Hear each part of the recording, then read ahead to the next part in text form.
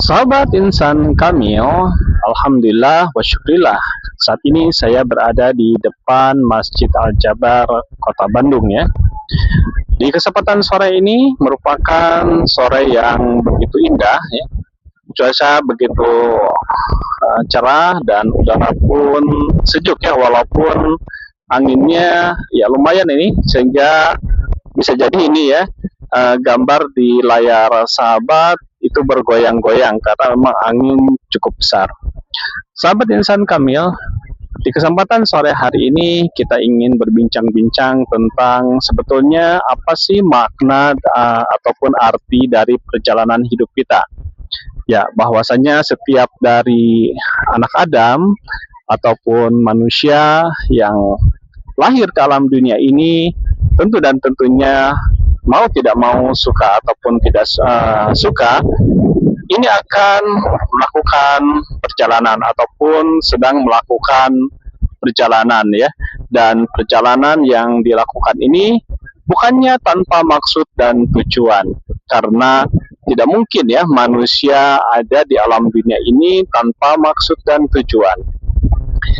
Ketika di alam azali ya, ketika manusia belum disebut apa-apa ya, sebelum manusia hidup di alam rahim, kita pernah bersaksi kepada Tuhan bahwa Allah adalah Tuhan yang Maha Esa ya.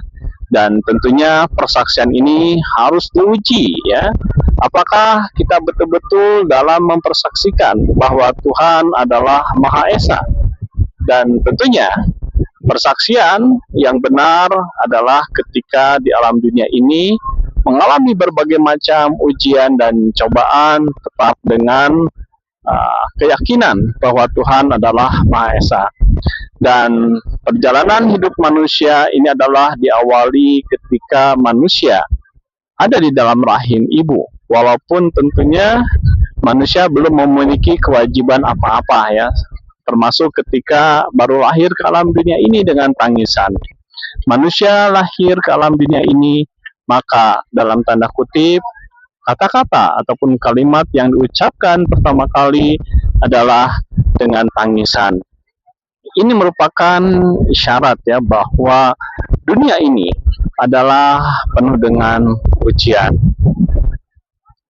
Sahabat insan Kamil, ketika manusia ya beranjak balik ya, kemudian di remaja ya, dan sudah terkena taklif ataupun kewajiban dalam menunaikan hukum syariat ini, disinilah ujian yang sebenarnya dimulai. Ketika secara jasad ya, tangan, kakinya dan badannya itu adalah mulai tumbuh ya, dalam artian menuju kepada kesempurnaan pertumbuhan. Dan tentunya secara rohani ataupun spiritual juga, ini merupakan awal dari perjalanan hidup manusia. Disinilah pendidikan keluarga ya, kemudian juga lingkungan rumahnya, di tempat sekolahnya ya, di mana di sana diajarkan tentang arti dari pengajaran dan pendidikan, budi pekerti dan lain sebagainya. Tentunya ini akan mempengaruhi kepribadian anak tersebut.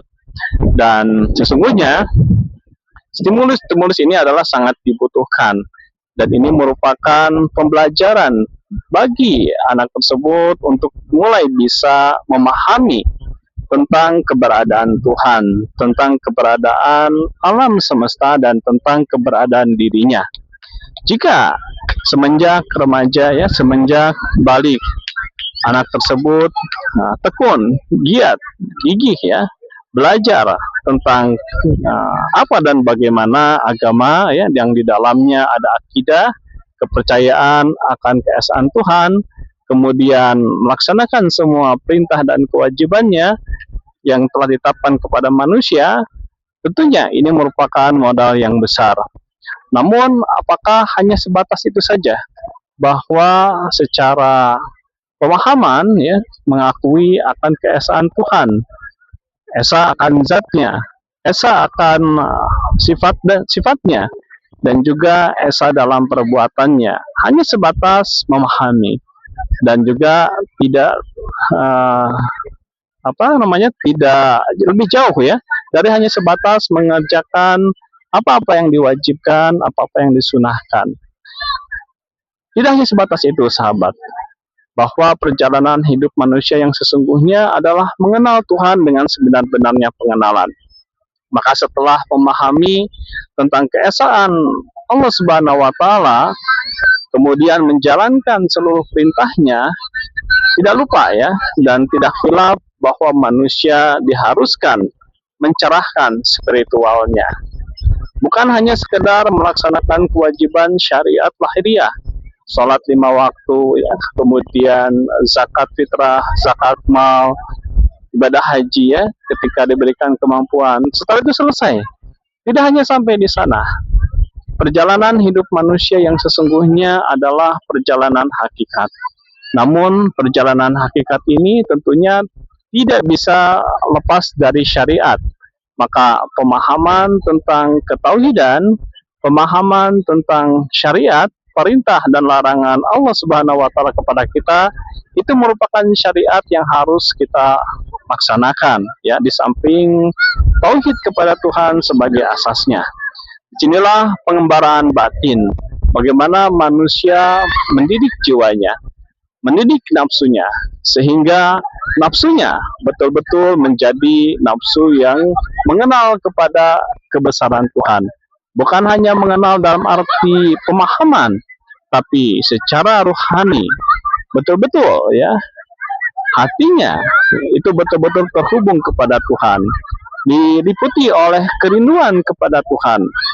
Dan tentunya ketika seseorang hatinya sudah terdidik ya dengan mujahadah perjuangan rohani, maka pengenalan kepada Tuhan bukanlah hanya sekedar pengetahuan berdasarkan rasional semata, berdasarkan logika semata, tapi diiringi dengan pengenalan dari hati nurani yang paling dalam, sehingga basirohnya tercerahkan. Bukan hanya melihat alam semesta ini dengan mata lahiriah, tapi melihat alam semesta ini dengan basiroh, bahwa di balik alam semesta ini ada penciptanya, di balik alam semesta ini ada pemeliharanya, dan itu keberadaan Tuhan betul-betul amat sangat dirasakan. Ketika seseorang berhasil ya mendidik jiwanya mencapai tingkatan nafsu yang tertinggi bagi manusia, yakni nafsu kamilah, nafsu yang sudah sempurna, nafsu yang betul-betul mengenal Tuhannya, bukan hanya dari aspek rasional saja, namun dari aspek tazkiyatun nafs, betul-betul manusia tersebut sudah berhasil menempuh jalan spiritual. Inilah sesungguhnya arti dari kehidupan manusia.